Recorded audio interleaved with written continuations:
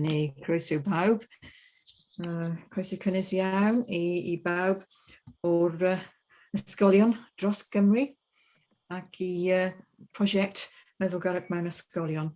Ymunio â ni yn Meddylgarwch Cymru, un o'r gyfres dyn ni'n cael a clisir ar-lein i archwilio y rhaglenni sy'n ar gael yn y Gymraeg am meddylgarwch am ysgolion, am plant ac am oedolion. So, ydy pobl arall yn gyrraedd o ydyn ni'n barod i ddechrau? Rhaid i ni ddechrau, dwi'n meddwl. Mae Gwenan yn admit pobl arall. So, dyna ni. So, hyfryd i weld pawb.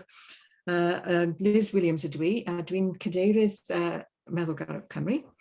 Dyn ni'n wedi cael un sefydlu i helpu Cymru fod mwy tosturiol, mwy garedig a thegag. Gobeithio bydd pawb yn cytuno gyda hynny.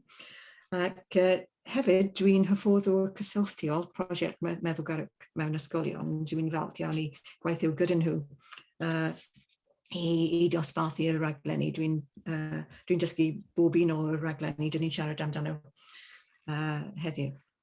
So, jyst dwi'n ni'n gallu chwilio sut mae i rhaglenni yn gallu cefnogi lles gyffredin mewn ysgolion, pwysig iawn, ac hefyd cefnogi cwricwlwm i Gymru. So, gawn ni jyst gyrraedd yn ddechrau. Dwi'n gwahodd chi jyst i eistedd am funud. Fathai am y tro cyntaf heddiw. Fathai yn llonydd ac yn dawel. Jyst eistedd. Na fathai ffocysu y sylw ar anadl. Dyn ni'n anadlu rhywbeth fel 22 o waithiau wrth diwyrnod. Ond dwi ddim yn cymryd sylw o lot ohonyn nhw. Felly, jyst rhoi sylw ar anadl. Sy'n digwydd anadlu i mewn ac allan. Fathai anadlu tipyn bach mwy dwfn. Arafach. Yn arbennig yr anadl allan.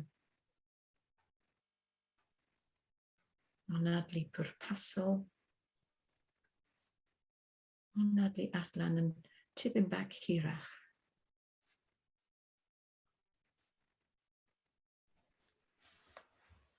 Fathai teimlo traed ar y llawr. Fathai gwthio'r traed i mewn i'r ddaear. Teimlo y pen ôl ar y cadair. Bod yma yn cofforol. Bod yna yn meddyliol fathai.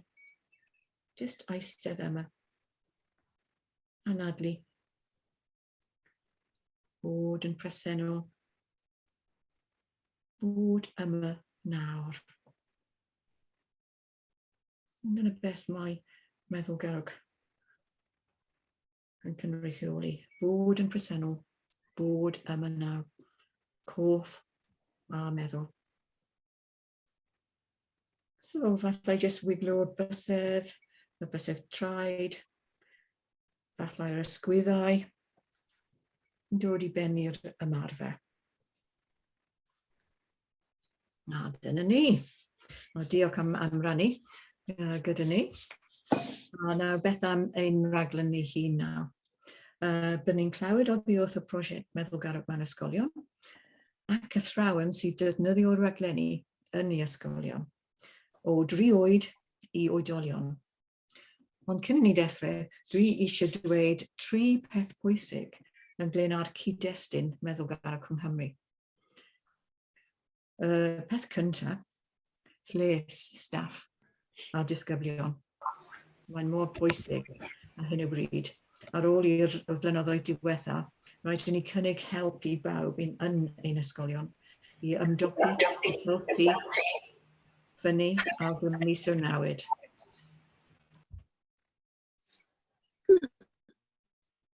Dyna'r 4 amcan pwysicaf. Bydd yna'n gwneud un. Rwy'n jyst eisiau, os dwi'n gallu mute, yn dwi ddim yn gallu gwneud mute ar hyn o bryd.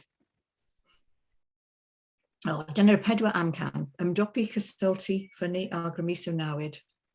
Dyna'r 4 amcan pwysig a wedi cael eu creu gan grŵp o addysgwyr yn y pecyn cymorth. Ond dyn ni'n anfon link, does dim angen cymryd nodiadau, dwi'n anfon linkiau i bob un o'r gwybodaeth a dyn ni'n rhannu heddiw. So, pecyn cymorth Meddylgarwch Cymru sy'n dweud beth i gyflwyno Meddylgarwch yn ysgolion. Yr ail beth ydy'r cwricwlwm newydd. Y 4 diben, enghraifft yn arbennig unigolion iach ac hyderus, ac hefyd cysyniadau allweddol yn maes dysgu profiad iechyd a lles, sef empathi, teimladau ac emosiynau, gwydnwch, trigaredd neu tosturi, hunanofal ac hunan ymwybodaeth, cysylltiad meddwl ac holl ac yn y blaen. A trydydd peth yw adroddiad estyn. Iach a hapus effaith yr ysgol ar iechyd a thlesiant disgyblion sy'n cael ei cyhoeddi 3 mlynedd yn ôl nawr. A mae'n dweud, mae'n adnabod ffactorau rhaglenni llwyddiannus fel taith strategol, marathon, nid sprint yw cyflwyno Meddylgarwch yn ysgolion. Hyfforddiant addas ar gyfer staff.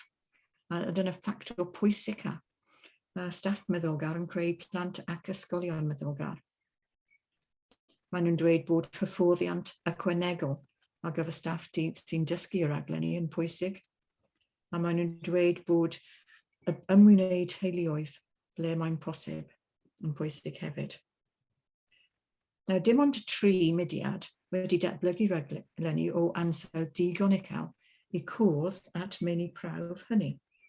A maen nhw the present, dyma ti yn Gymraeg, Youth Mindfulness sy'n dod o'r Alban, a Prosiect Meddylgarwch mewn ysgolion. A mae Prosiect Meddylgarwch mewn ysgolion ydy'r pwnc heddiw, ein rhaglenni. Dyn ni'n mynd trwy heddiw. So, I am absolutely delighted to welcome Emily Slater, who's the Chief Executive of Mindfulness in Schools project, to tell us just a little bit about the organisation and what they offer. So, over to you, Emily. Diolch yn fawr. Thank you so much. And I almost feel embarrassed to break the beautiful Welsh language, although I didn't understand very much, but thank you so much.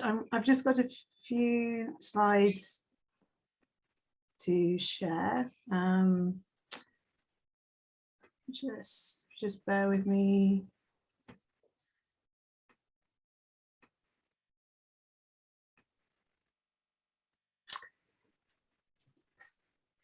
So I think Liz, what you were saying was a little bit of an introduction to this amazing, definitely for us at MIS, quite a historical moment for us that it's, perhaps it shouldn't be, but it's the first time that we've translated our materials into Welsh, and we're really, really excited. I can see a couple of colleagues from our team here. And I've also learned, although I must just say, I don't know whether it's better to try and say something in Welsh or to, it destroys the beauty of the language, but I would just like to say prwnhan da, byfrwyd I ffwrdd I ma, and diolch o galon am y wahoddiad. And I hope that lands in the spirit that it's intended to try a little bit, and just to say the significance of today isn't lost on me as a linguist. Why is it that at this point, well, we know why, but at this point it's the first time that I've actually learned a little bit of a UK official language other than English. Anyway, we are where we are, and thank you so much. Emily, I'm a fairly new CEO at Mindfulness in Schools Project. I've been there just over 6 months, and before that spent 10 years working in mental health, maternal mental health, and spent quite a bit of time with colleagues in Wales looking at how we could get mother and baby units in Wales and specialist perinatal mental health services. And before that, I was working in schools for different organisations such as Action Aid, Save the Children, working with teachers and young people on the issues that they were working on. I'm passionate about mindfulness. I'm so delighted to have the privilege to now work at MISP, and I'm doing a very part-time Masters in Mindfulness Studies. And this is just a few slides to introduce MISP. I think many people on the screen maybe know a little bit, but I think it's good just to start with this. And this is something that we say often, that we're about changing the weather in the school, changing the atmosphere in classrooms and staff rooms. And goodness, after the last couple of years, anything that can help lift the climate, I think is helpful. So now, why isn't that? Oh, here we go. So MISP, and we're all about this, bringing mindfulness to young people and those who care for them.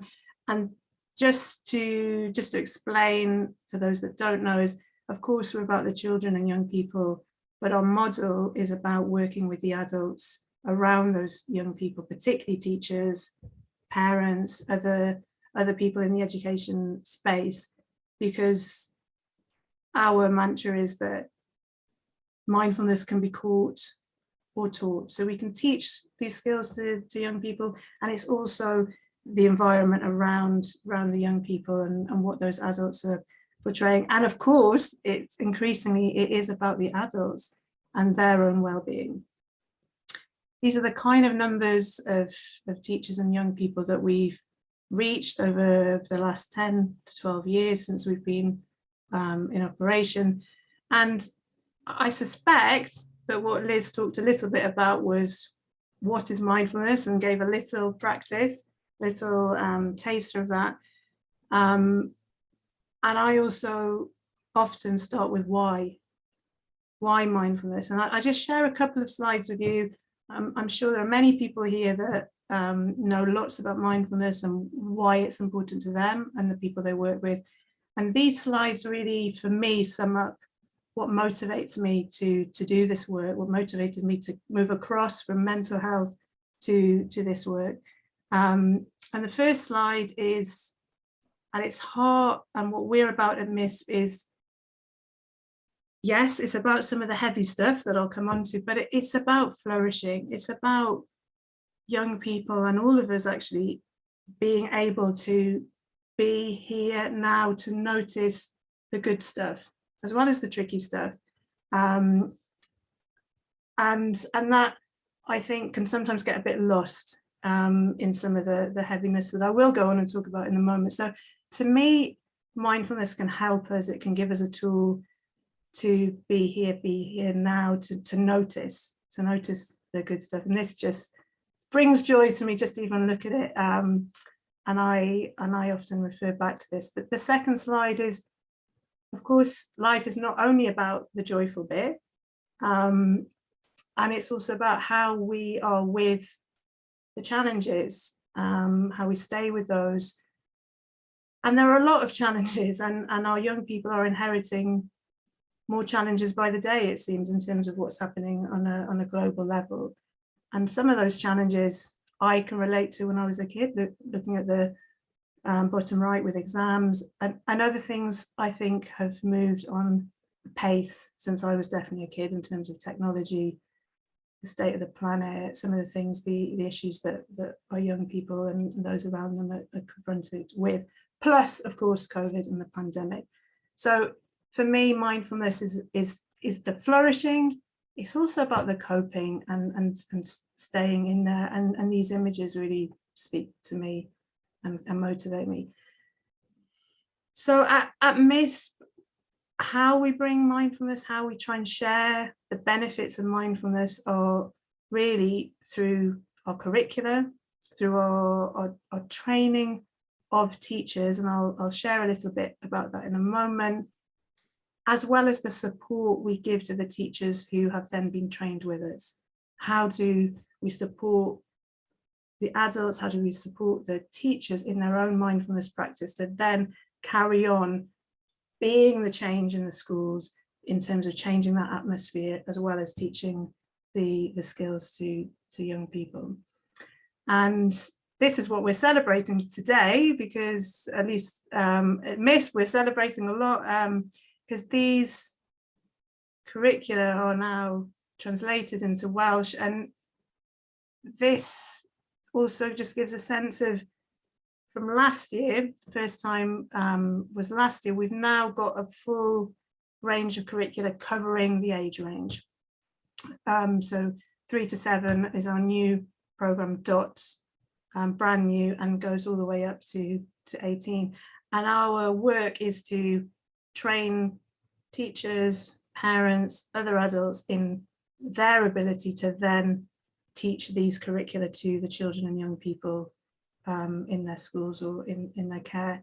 And to do that, the adults also, a prerequisite is to have done an 8-week or 8-session program for their own development of their own mindfulness practice, and these are some of the ways into that. So that's the curricula. Liz was particularly keen, I know, when we spoke, just to give a flavour of what this looks like. We can't, I think we're going to hear a little bit from others later on about these programs, but this, I'm not going to go into all of it, but just a couple of programs of DOTS 3 to 7, just to give you a sense of the kind of sessions that we cover. And I think what I am always impressed with by MISP curricula is the real care and attention to what is age specific, and there's a kind of spiraling of the curriculum approach across the ages. So this is DOTS, and then pause, so the 7 to 11, similar kinds of learnings, but tailored to that age group.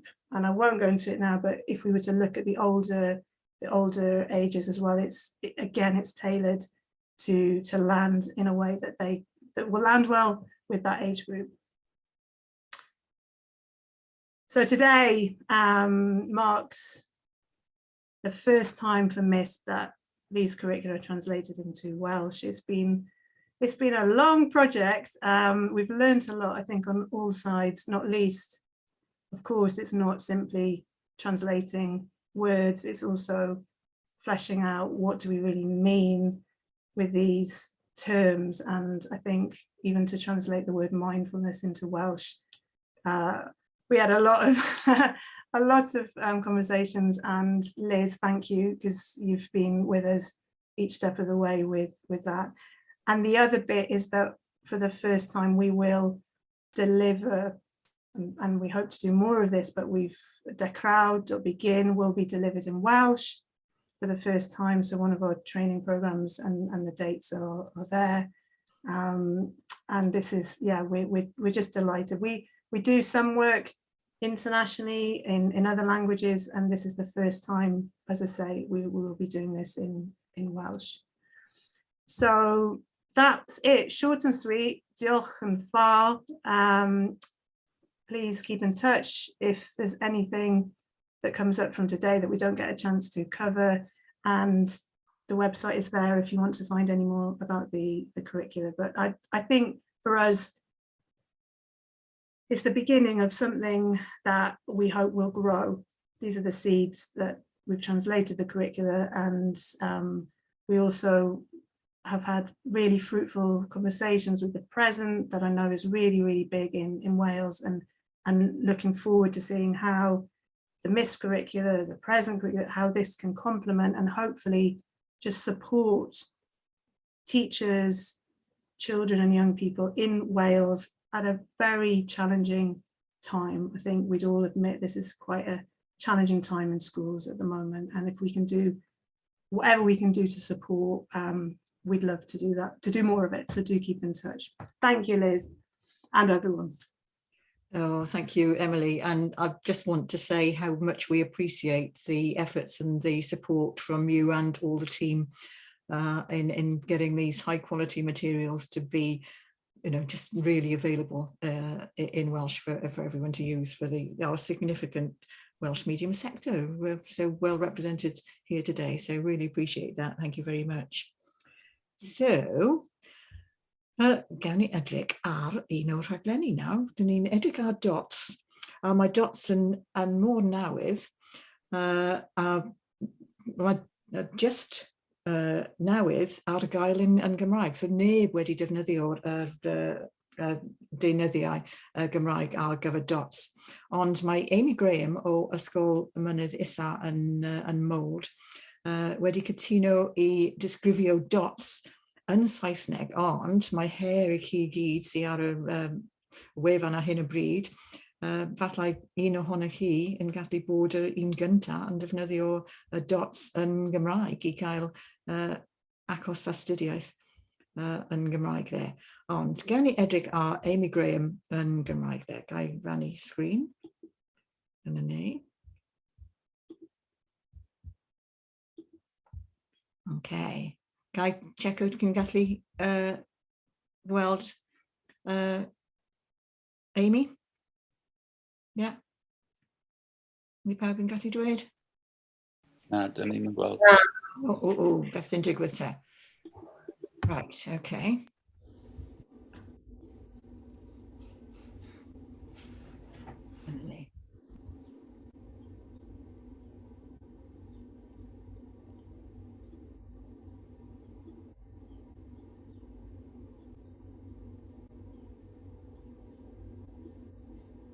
Nawr? Ti'n gweithio nawr? Ydy. Ie, dyna ni. Mae technoleg gyda ni, ond mae meddwl I hun gyda fe. Dyna ni, Amy. My name's Amy Graham and I'm a Year 2 teacher at Ysgolion in North Wales.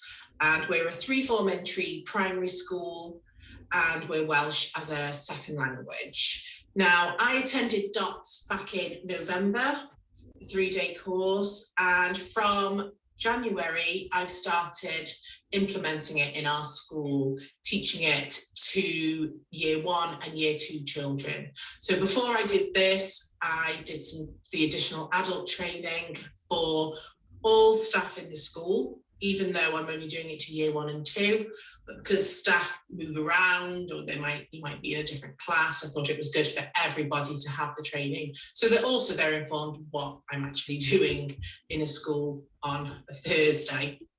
Now, as a school, DOTS has linked really well to our COVID recovery programme, and it's all for children's well-being, which in turn links to the new curriculum as well. The What Matters statements have got such mindful undertones in them, you couldn't really have written it better yourself. So like, for example, what really resonates with me is, if I can just quote from those, is that DOTS enables children to recognise that feelings and emotions are neither fixed nor consistent, and the connection with their emotional well-being is fluid, really. So, it's fine to know that you can feel nothing during a DOTS session, but they also know it's okay if they feel an array of emotions, and then they can take that into their everyday life and normal social situations, not just in a DOTS session as well. So for me, teaching DOTS has been a joy for seeing how it affects the children, but it's also been really good for my own well-being as well. And we'll have regular positive feedback from the children and also from lots of the parents as well. And we've incorporated the school counsellors into DOTS as well, which I'll show you in our PowerPoint shortly. So we engage with home weekly, so after each DOTS session, I post on Dojo what the children have been doing and what they could possibly do to have a go at home, but I'll talk about that more after the PowerPoint. So I'm just going to share my screen.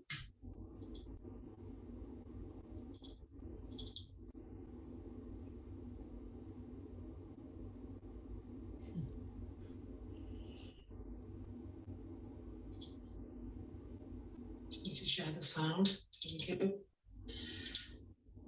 Here we go. So that's mindfulness with Mrs. Graves. So you can see from the front here, there's just some children doing a clapping practice at the top there, exploring their breath in the middle there, and doing a bit of a stamping feet practice at the bottom.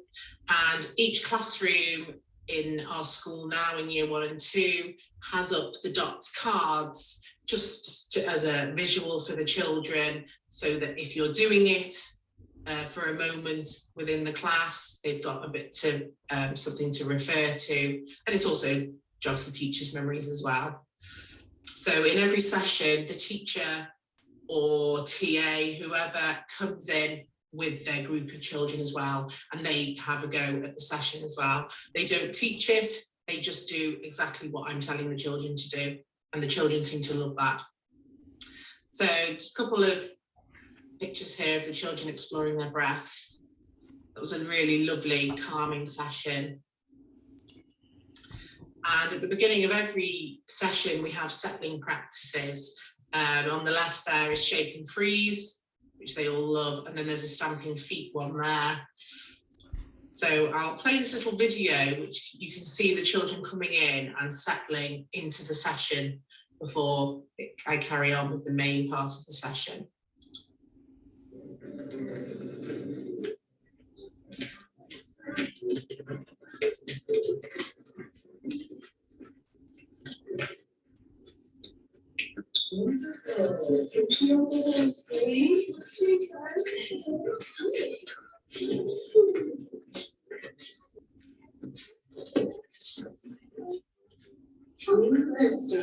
Right, show me your voice.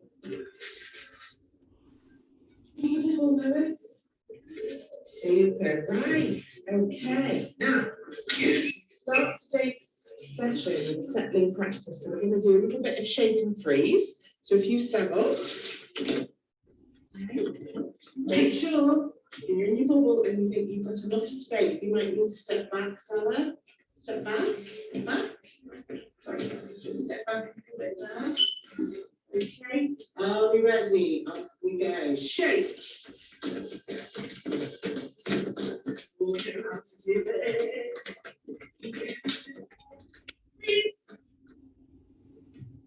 Focus your attention on the sensations in your body. Lauren, how are you feeling? Dizzy. Ollie. Dizzy. Dizzy. Oh goodness. Olivia. I think Chloe. twitchy. A bit twitchy. Let's have another go. Shake.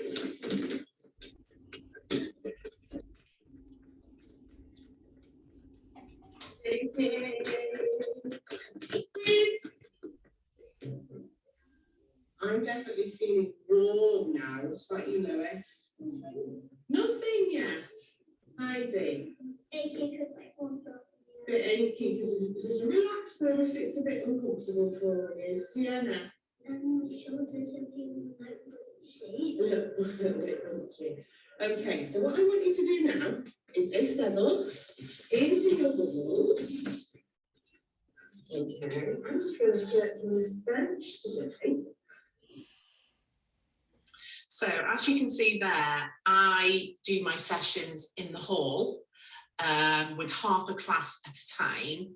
I have done them in the classroom when the hall wasn't available, but our school is very much open plan, so it doesn't really lend itself very well to dots because of, I mean, it doesn't have to be perfectly quiet, but there was just far too many distractions and far too much going on around them.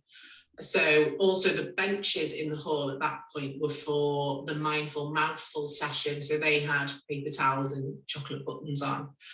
which was their latest session that they've done. So here's a picture of the girls here doing a mindful mouthful. So on the left there, she's just exploring what the chocolate looks like.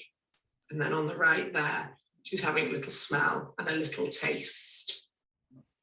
A very popular session, that one. With regards to the school counsellors, this is a questionnaire that they had during one of their meetings. They brought it back to their classrooms and they did a tally chart to show what people think about dots, really. So I was really pleased with the results there, and the teacher ascribed some of the comments. So more games, Simon says, more chocolate, lie down. Some lovely ideas there. And then there's some quotes there from her children. I feel happy and relaxed at the same time. It's fun. I love chilling out. It's nice and calm. So at the end of each session, when I've gone over what we've done that session and what they've learned, we then talk about the have a go section. So that's what I want them to have a go at in the classroom and have a go at home. So it's for the teacher or TA to have a go at with those children, and then the children can go home and tell their parents about it. So each week I post on Dojo what we do, as I've said, and these are some pictures that we got back. So there's Lauren there, Teddy breathing, and then there's this little video here of Heidi Teddy breathing there. So if you look closely here, Teddy's rising and falling as she does her belly breathing, balloon breathing.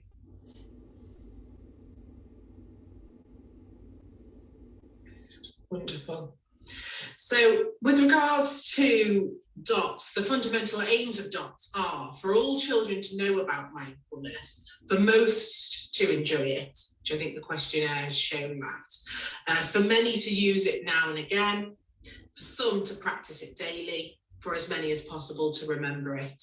Now, the children who have behavioural, social issues, they are definitely using it, especially with their coming back to their breath. It's really helped them to calm down, or the children that feel anxious. And even if they're just feeling sad one day, I've heard other children go to them and saying, you know, why don't you try this? Why don't you try the belly breathing? Why don't you try your chest breathing as well? So it's fantastic. There's so many different practices, and they're building each week on their little library of practices, and they really enjoy coming back to them in subsequent weeks as well. So thank you for listening, and hope you've enjoyed it. There we go. So diolch yn fawr iawn I Amy am rhannu gwybodaeth am dots. Dwi'n dysgu dots ar hyn o bryd yn ysgol lleol I fi I dosbarth derbyn. Mae'n just hyfryd, mae'n gymaint o hwyl I fi ac i'r plant, mae'n hyfryd. Felly, gen I weld nawr pause B ydw I nesaf. Mae dots am 3 I 6 oed, a mae pause B o 7 I 11. So gen I weld os dyn ni'n gallu rhannu sgrin. Trio. Dyn ni gael check o my screen to ti. Iawn? Prynhawn da, enw I yw Fiona Owen, a athrawes Meddylgarwch a Llanol ydw I. Nawr llynedd es I mewn I Ysgolion Pontypridd I ddysgu'r cwricwlwm pause B o Mindfulness in Schools Prosiect. Mi gwblhais i'r cwrs 8 wythnos ar gyfer ein hunan dros 7 mlynedd yn ôl nawr I helpu'n hunan gyda'r stres anferthol o'n I dano. Fi yw'r person cynta I fod yn synigol am y pethau yma. Right? Dwi'n dod o gefndir gwyddonol, mathemategol, Gweithes i fel physiotherapydd yn stroke rehabilitation am dros 10 mlynedd. A dwi'n licio popeth wedi cael ei profi. Fi moyn gweld bod rheswm a bod evidence-based ar gyfer pethau. O'n i heb clywed am Mindfulness, Meddylgarwch yr amser yma, ond o'n i'n stryglo eisiau gymaint, o'n i'n meddwl, pam nai. Felly, nes i'r cwrs, a mae rhaid i fi ddweud, dyna'r peth gorau dwi byth wedi wneud. Dysgus i siwt i bod yn bresennol, dysgus i siwt i delio gyda teimladau caled mewn ffordd iach. A o'n mhlant i'n ifanc ar yr amser, a o'n i'n meddwl, waw, bydde hwn yn hollol amazing os byddwn ni yn gallu dysgu'r sgiliau yma i plant, fel bod nhw'n gallu ymdopi gyda bywyd fel oedolion yn lot well. Felly, cwbl o flynyddoedd yn ôl, es i at Mr Kerry Schofield yn Ysgol Gynnwys Cymraeg Pontypridd, le oedd merched i yn mynd i'r ysgol. A nes i gwerthu'r syniad yma o'r cwricwlwm a fi yn dysgu fe. A oedd e, ie, gret, newch chi hwnna, ac yn garedig iawn a dalu am y cwrs i fi wneud. Ar y profiso bod fi wedyn yn mynd mewn i dysgu y 9 dosbarth yn cyfnod allweddol 2 y cwricwlwm POS-B. Ar ôl Covid, wel, yn ystod Covid, gath ei rhoi nôl tymor bach, a es i mewn a nes i dysgu nhw llynedd yn ystod yr haf blwyddyn diwethaf. Nes i joio mas draw tra bod fi yna. Dwi byth wedi dysgu plant o'r blaen, felly oedd yn heriol iawn i fi, ond roedd pawb mor croesawgar, o'n i'n lwcus iawn, oedd athrawon a'r plant, o'n i'n nabod llawer iawn o'r plant rhwng merched i. Felly, oedd hwnna wneud pethau tym bach yn rwyddach.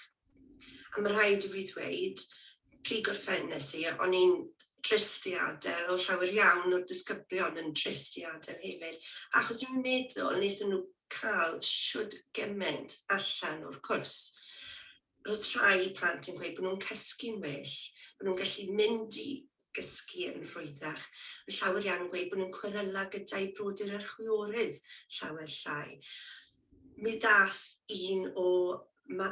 mam gi un o'r plant i'r ysgol a dweud wrth yr athrawes bod ei wyr hi wedi sylwi bod hi'n stressed a wedi dysgu'r technegau yma iddi hi i helpu hi calmo ei hunan lawr. A dwi'n meddwl bod hwnna yn rhywbeth arbennig. A nath hi ddiolch i'r ysgol am dysgu y sgiliau yma. Roedd yr athrawon wedi cymryd llawer mas ohono fe hefyd. Oedd llawer iawn ohonyn nhw wedi cael ei ysbrydoli a wedi gweld yr effaith mae'r ymarferion yn gallu cael ar y dosbarth a shwt mae plant yn gallu ffocysu.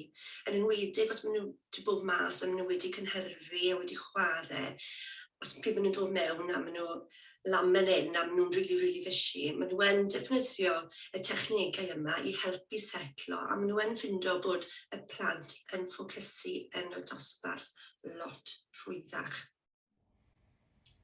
Nawr, dwi'n gwybod mae cwbl o athrawon hefyd nawr wedi mynd mlaen a maen nhw wedi bwco mlaen i hyfforddi eu hunain ar gyfer y sesiwn 8 wythnos ar gyfer ymarfer ei hunain. Felly mae hwnna yn rhywbeth arbennig. A dwi'n gobeithio'n fawr bydd y fe'n cario ymlaen yn yr ysgol. Ond mae wedi bod yn hollol amazing.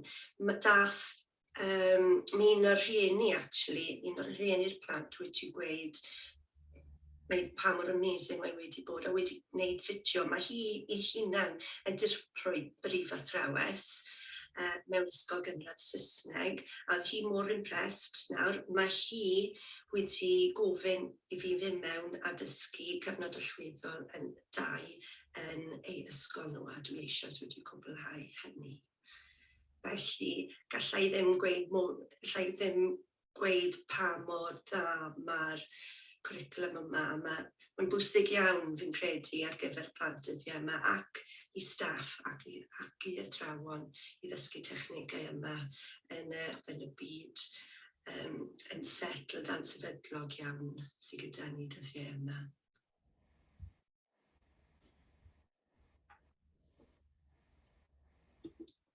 Dyna ni, a roedd Fiona yr un gyntaf i ddefnyddio'r rhaglenni a deunyddiau Gymraeg ar gyfer pause B.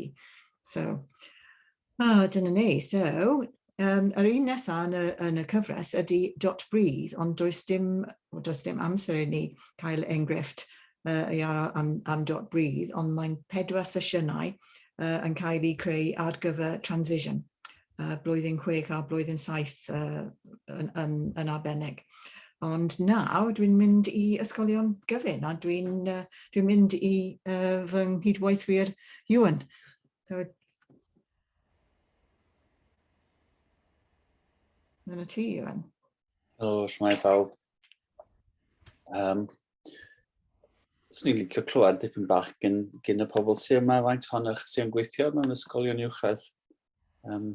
Pa mor berthnasol ydy hwn i chi, ella ysgolion gynradd, ydych chi gyd, ella sa'ch chi'n gallu dweud yn y chat, os ydych chi yno o gwbl, ond screens gwag dwi'n gweld ar hyn o bryd. Ond sa'ch chi'n dweud yn y chat, os ydych chi o ysgol gynradd neu ysgol uwchradd. Ysgolwch yna, jyst yn cael syniad. Gynradd, mae Sophie. Gynradd. Gynradd, reit. Okay. Wel, I'm sitting trwy uwchradd, llunos o ysgol uwchradd, hwrei. Ond berthnasol i un person o leia. Haia llunos. Gofyn, ym mha ysgol wyt ti? Ysgolion Porthmadog. O, reit.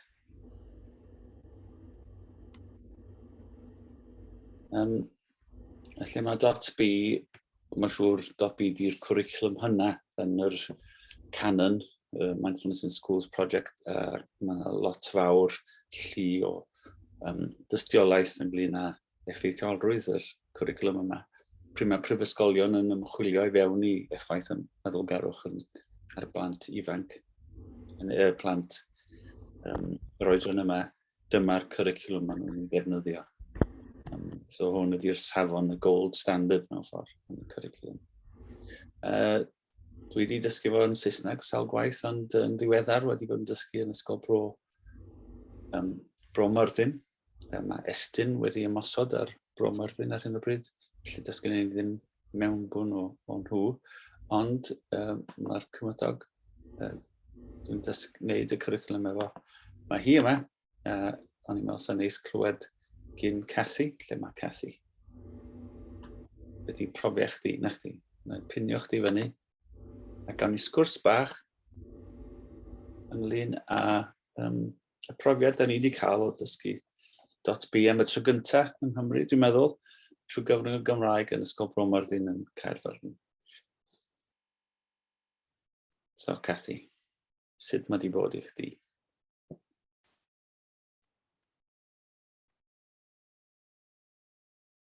Yn mutio dy hyn? Nawr te. Yeah. Diolch yn fawr, Iwan. Wel, oedd yn profiad yn diddorol iawn. Dim ond dysgwyr ydw i, felly oedd y tro gyntaf dwi'n dysgu y dot B a hefyd y tro gyntaf dwi'n dysgu yn Gymraeg. Felly oedd wel, rydyn ni ddim wedi gorffen to, achos mae Estyn wedi wneud, ond dwi'n ffindio fe yn diddorol iawn, a dwi'n ffindio bod mae'n pwysig iawn i gael yr arweiniad ysgol gyfan, achos dwi'n meddwl oedd e'n anodd i dysgu'r plant pan mae'r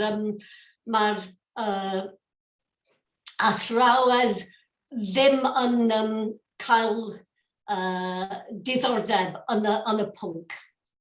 Ac oedd rhai o'r athrawon ddim yn really presennol yn y dosbarthiadau. A hefyd oedd e'n, wel mae'n diddorol achos dwi'n ffindio bod wahanol rhwng y merched a'r bechgyn, achos mae'r merched yn, beth yw'r gair yn Gymraeg, suck it up, yn Saesneg. Mae nhw'n cael diddordeb yn y meddylgarwch, ond dwi'n meddwl bod e ddim yn cool i'r bechgyn i dangos diddordeb yn y dosbarth, ond dwi'n siŵr bod mae'n setlo gyda nhw.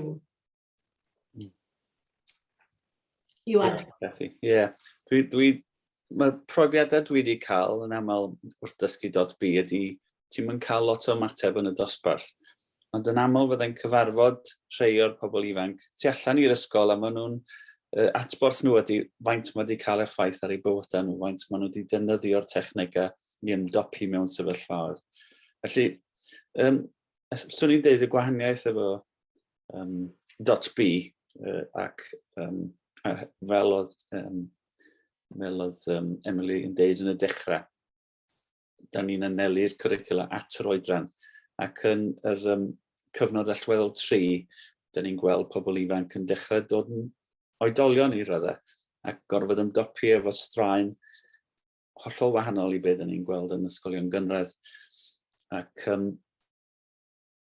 mae'n atgoffa fi o can werin Gymraeg Dafydd Iwan a sgwennu fo, dwi'n meddwl.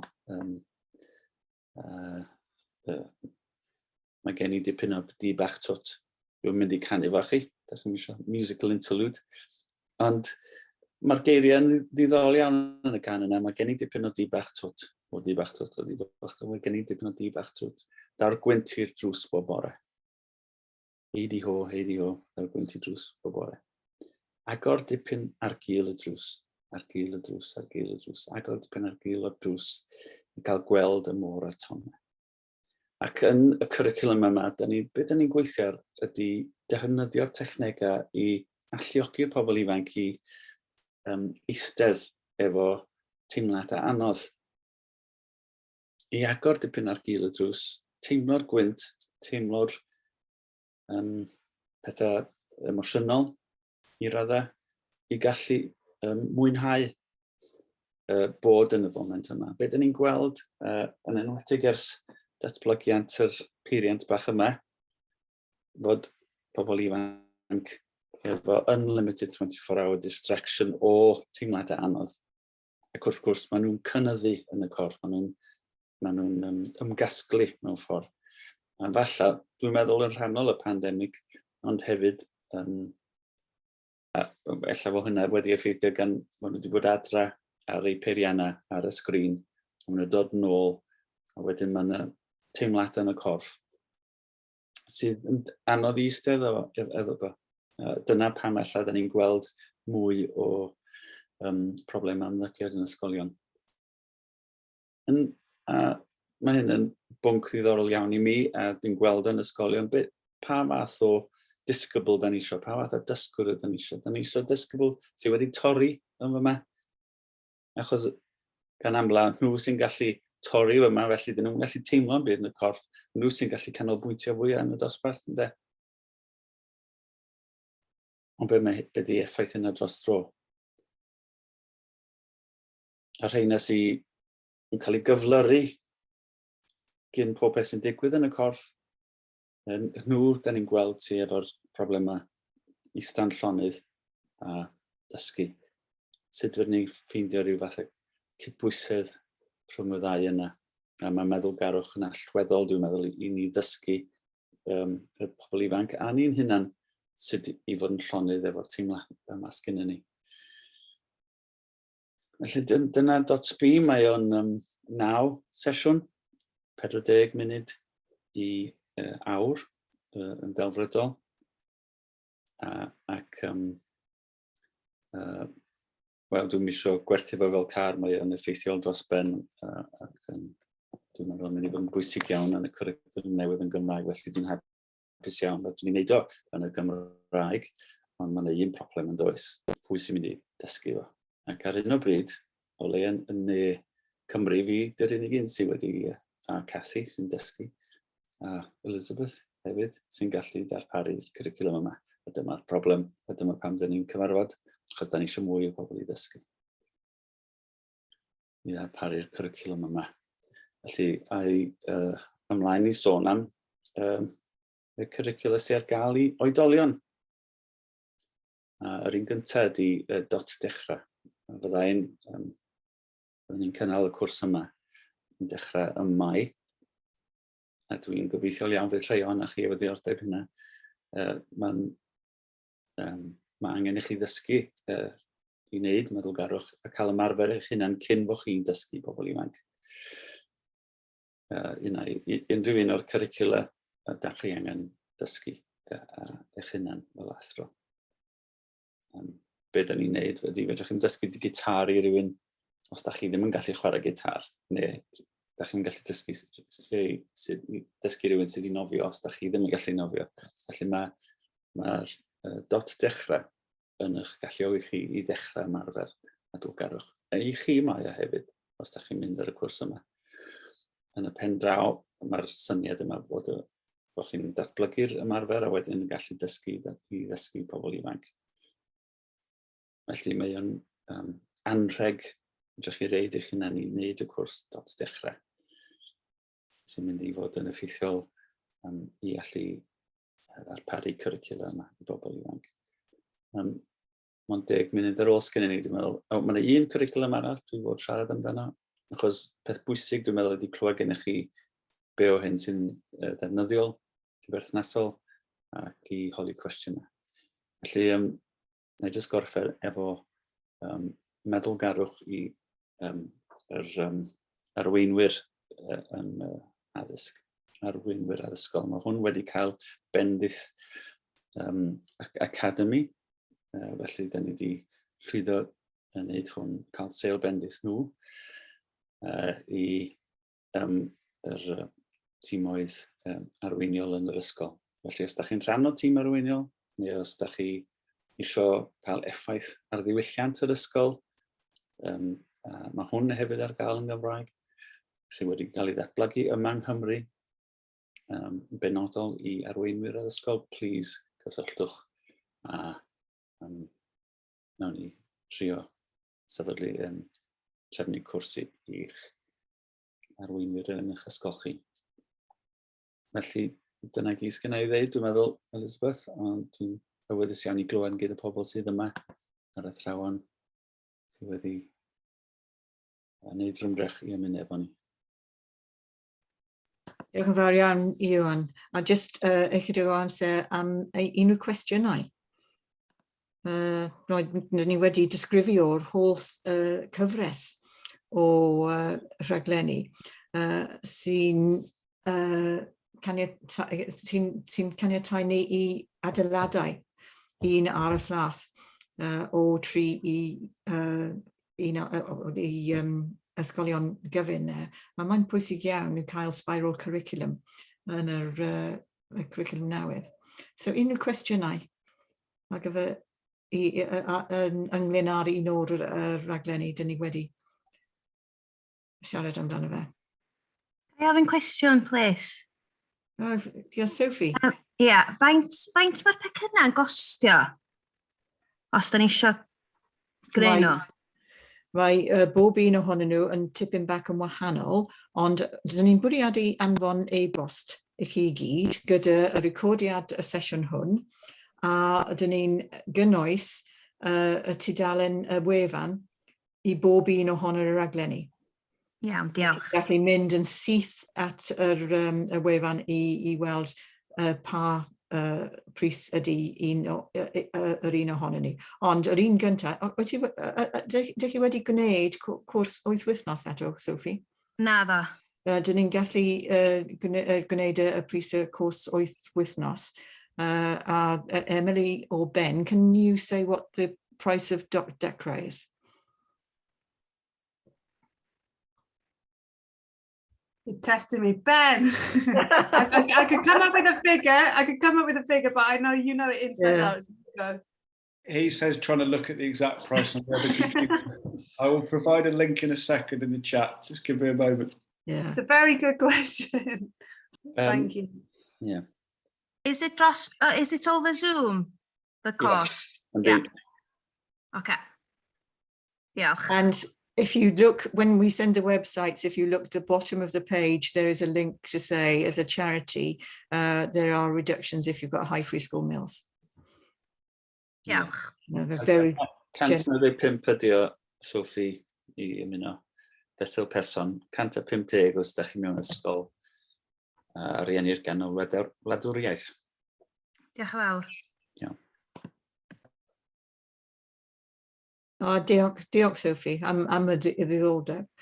Mae'n pwysig iawn. A mae pris yn pwysig iawn hefyd.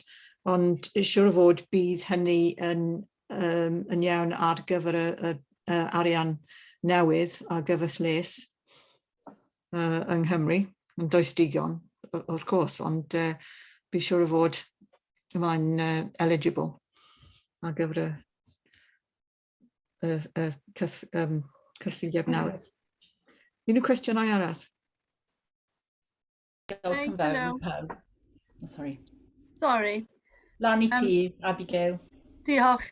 Helo, dwi yn ysgol gyfun Gwentis Coed yn Casnewydd.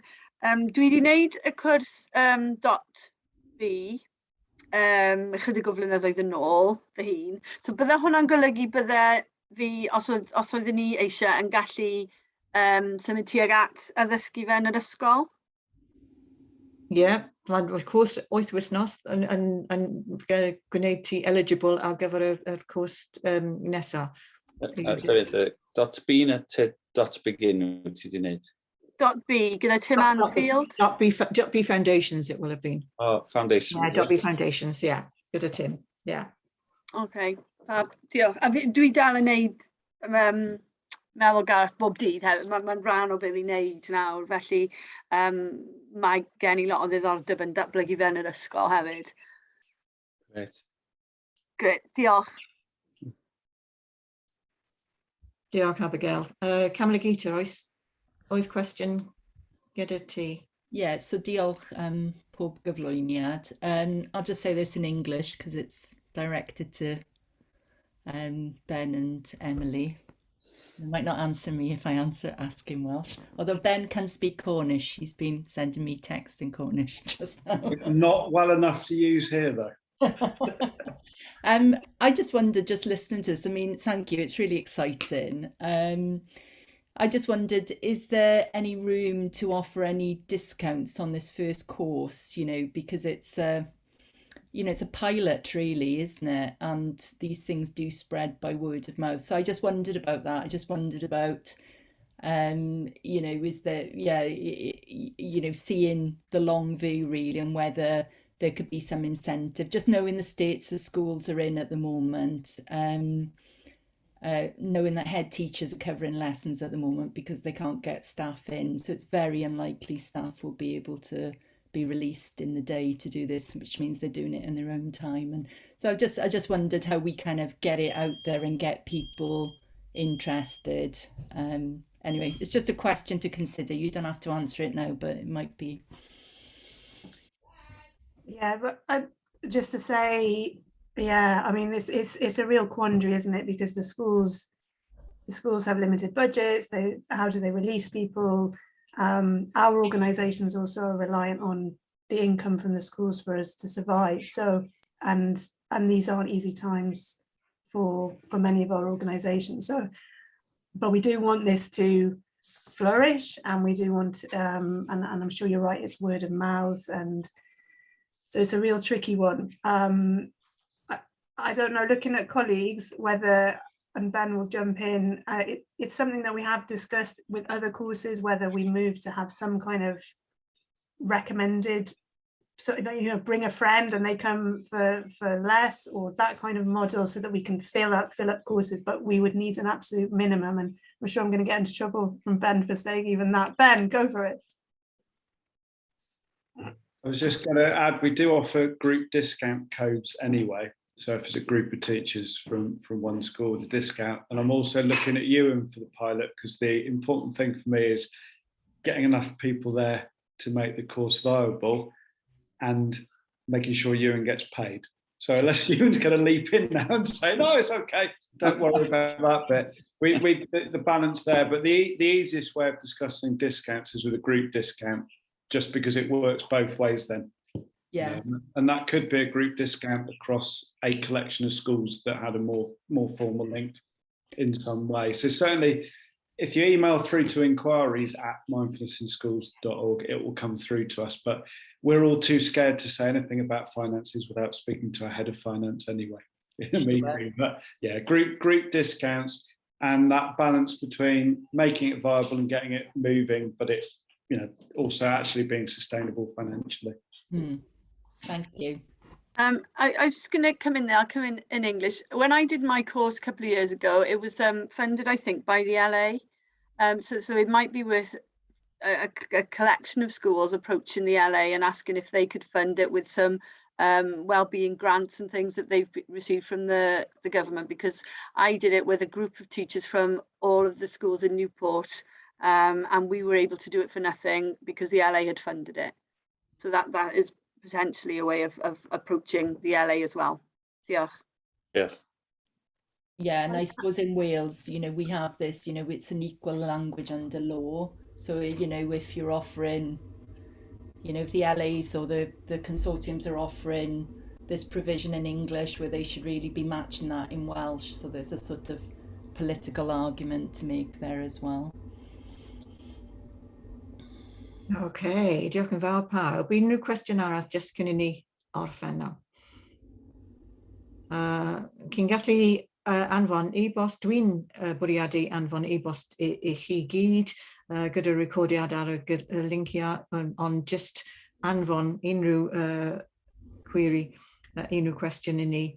Dwi'n trio gwneud ymdrech I ffindio allan, hyd yn oed di ddim yn gwybod.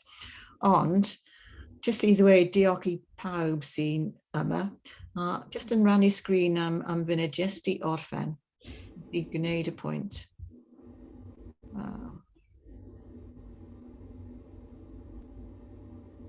Dyna peth pwysig I ni.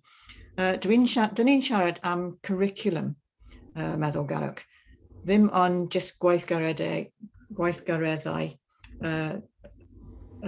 tymor byr. Dwi'n siarad am rhywbeth tymor hir yn rhoi pysgota ni plentyn gyda y technegau meddylgarwch. Rhywbeth sy'n mynd gyda nhw trwy bywyd. So dyn ni'n siarad am addysgwch sut I bysgota ac rydych chi'n ei fwydo am weddydd a'i oes. Dyna peth pwysig I ni. Fel y Meddylgarwch Cymru ac fel Prosiect Meddylgarwch mewn Ysgolion. Mae ein plant yn plant yn angen. Nid yn angen. Dwi'n rhedeg allan o egni nawr. Peth I fwydo am weddydd I oes. So dyna ni aros y share nawr. Diolch yn fawr iawn pawb.